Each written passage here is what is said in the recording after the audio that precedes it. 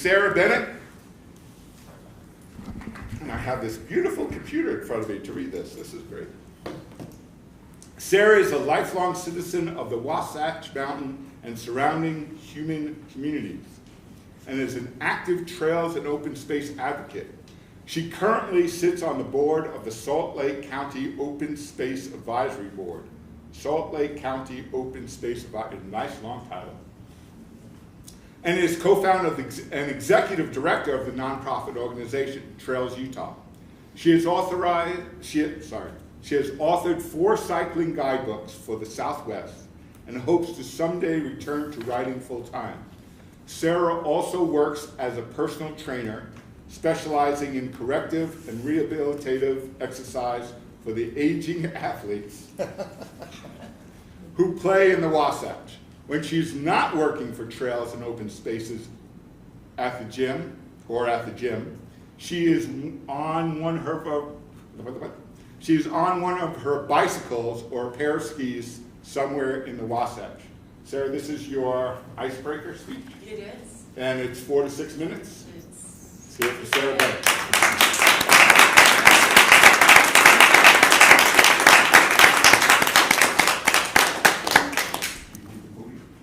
I think I will use it. Thank you, Fred, Toastmaster, everybody. I don't know where all you people came from. When I joined this organization, we barely filled up the table. Now there's many of you. Wanted to give you a little bit of background about where I'm from, how I got here, how I've ended up being involved in Trails and Open Space. I was born in the fair state of New York, child to a woman from the Hawaiian Islands and a man from the cold north woods of Minnesota. So that was quite a combination. I was born into a very beautiful, idyllic, suburban area of New York. My father commuted into New York City and worked on the metals market there. He has a mining background. And my mother was a stay-at-home mom, and I spent my days, those that I remember at this young age, playing out underneath these huge oak trees and exploring the swamp at the back of the property, discovering lady slippers, turning over logs, finding salamanders. I loved being outside. Couldn't get out there fast enough after breakfast was done. When I was 7, my parents informed me that we were moving to Utah. At the time, my father had been working in places all over the planet, and he would bring back to me different items that he said, this is what they use for money in Tanzania or Uganda. And they were either metal rods or they were some other form of money. So when Dad told me that we were moving to Utah, my first question was, what kind of money do they use there? It was a strange place when we got here, and I arrived under the cover of night. And I'll never forget waking up in the morning and going out to the balcony of our hotel room in downtown Salt Lake City and looking out at this vast expanse. Mountains, huge mountains in the distance, and no trees. Where were the trees? So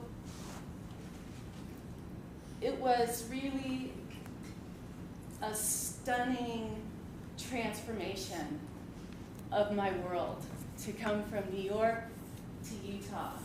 And I think it happened at this time, right when I became conscious as a child. It was sort of that moment that crystallized for me that, wow, I'm here, I'm awake, we're in this new place. And I fell in love with it. We moved to the foothills of the Wasatch.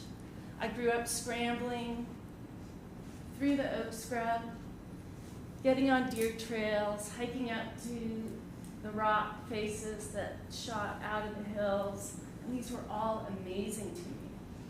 And as I got older, I would go farther and farther, up into Neff's Canyon, up to the top of Mount Olympus. My dad took us skiing The very first day Snowbird opened, we were on the first tram.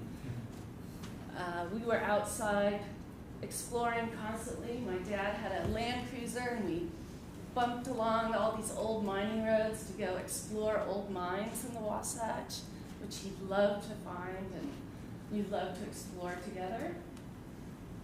And I couldn't get enough of this going out and exploring wild places. And I was very lucky. Growing up in the 70s in the West was a really wonderful time to be a kid, because you could step off the end of your street. You could walk out the back of your yard, and you could go into wild open spaces. But in the 70s and 80s, those boundaries started hardening just by virtue of growth. Neighborhoods, communities expanded right up to the boundary of public lands, and a lot of those opportunities went away.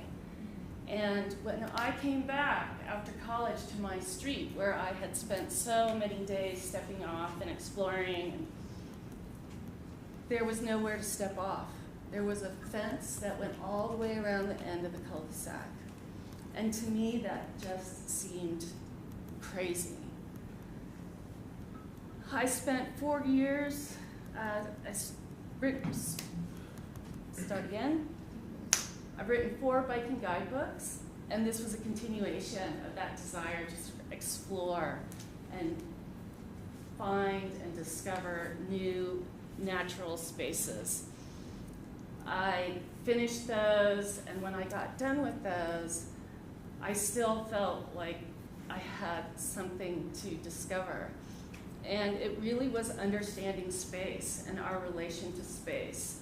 And what people and communities need, I believe in my heart, is access to space. And we should not let those big mountains and those big views tell us that we have space that we can move into. It's an illusion. We need to make that access happen. And it feeds all of us, our bodies, our hearts, and our minds. So don't be taken in by the illusion of space, and work to get outside. Thank you.